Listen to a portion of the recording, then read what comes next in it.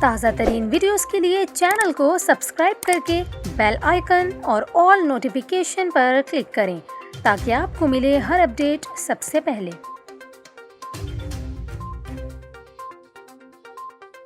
اور یہاں پر آپ کو خبر دیں، محکمہ صحت سندھ کے additional director communicable diseases control HIV AIDS doctor Irshad Kazmi نے کہا کہ 2022 میں 10 لاکھ سے زائد افراد کا HIV اسٹیٹس معلوم کرنے کے لیے اسکریننگ کی گئی تھی، جن میں سے 3515 نئے کیسز رجسٹرڈ ہوئے ہیں اور یوں مثبت کیسز کی شرح 0.343% بنتی ہے۔ انہوں نے بتایا کہ اس وقت CDC HIV کے پاس سندھ بھر کے 19,766 HIV سے متاثرہ افراد رجسٹرڈ ہیں۔ عالمی ادارہ صحت کے ایک تخمینے کے مطابق پاکستان میں HIV مثبت کیسز کی تعداد 2,10,000 ہے، جن میں سے 50% پنجاب اور 43% سندھ میں ہیں۔ 2,10,000 کا 43% 90,300 بنتا ہے، جن میں سے 19,766 افراد ہمارے پاس رجسٹرڈ ہیں، جو 22% بنتا ہے۔ ڈاکٹر ارشاد کاظمی نے کہا کہ اس کا مطلب ہے باقی لوگ تو اسی معاشرے میں موجود ہیں جنہیں اپنا اسٹیٹس معلوم نہیں، یا اگر معلوم ہے تو وہ اسے بدنما داغ سمجھتے ہیں اور اس خوف کی وجہ سے سامنے آنے کو تیار نہیں۔